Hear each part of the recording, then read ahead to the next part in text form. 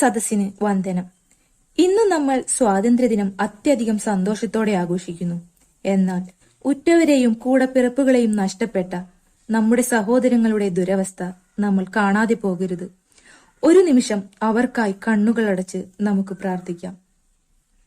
August 15 ഒരുപാട് മഹാന്മാരുടെ ജീവത്യാഗത്തിന്റെ ഫലം നാം ഇന്ന് അനുഭവിക്കുന്ന നമ്മുടെ സ്വാതന്ത്ര്യം. ഗാന്ധിജിയുടെ അഹിംസാ സിദ്ധാന്തത്തിൽ അധിഷ്ഠിതമായ സത്യാഗ്രഹ സമരത്തിനു മുൻപിൽ ബ്രിട്ടീഷുകാർക്ക് മുട്ടുമടക്കേണ്ടി വന്നു. സൂര്യൻ അസ്തമിക്കാത്ത സാമ്രാജ്യത്തിന്റെ അധിപന്മാരായ ബ്രിട്ടീഷുകാർക്ക് ഗാന്ധിജിയുടെ നേതൃത്വത്തിലുള്ള സഹന സമരത്തിനു മുൻപിൽ പിടിച്ചു നിൽക്കാനായില്ല.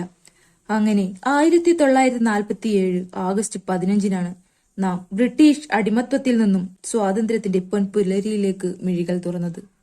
മഹാത്മാഗാന്ധി, നേതാജി സുഭാഷ് ചന്ദ്രബോസ്, ബാലഗംഗാധര തിലക്, ലാല ലജപത് റായ്, ചന്ദ്രശേഖർ ആസാദ്, ഭഗത് സിംഗ് തുടങ്ങി എത്ര മഹാന്മാരുടെ ത്യാഗത്തിന്റെയും കഠിന പ്രയത്നത്തിന്റെയും ഫലമാണ് നാം ഇന്ന് അനുഭവിക്കുന്ന സ്വാതന്ത്ര്യം.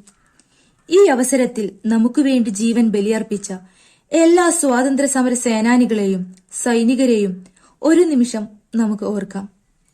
ഇന്ന് ലോകത്തിലെ ഏറ്റവും വലിയ ജനാധിപത്യ രാജ്യമെന്ന ബഹുമതിയോടെ നമ്മുടെ രാജ്യം ലോക രാഷ്ട്രങ്ങൾക്കിടയിൽ തലയുയർത്തി നിൽക്കുമ്പോഴും ജാതിയുടെയോ മതത്തിന്റെയോ രാഷ്ട്രീയത്തിന്റെയോ പേരിൽ മനുഷ്യർ പരസ്പരം പടവെട്ടുന്ന കൊലപാതകങ്ങളും സ്ത്രീധന പീഡനങ്ങളും ബാലവേലയും കുഞ്ഞുങ്ങളുടെ മേലുള്ള അതിക്രമണങ്ങളും തുടർക്കഥയാകുന്ന ഇന്ന് യഥാർത്ഥത്തിൽ നമുക്ക് സ്വാതന്ത്ര്യം ലഭിച്ചിട്ടുണ്ടോ എന്ന് പോലും സംശയിക്കേണ്ടിയിരിക്കുന്നു.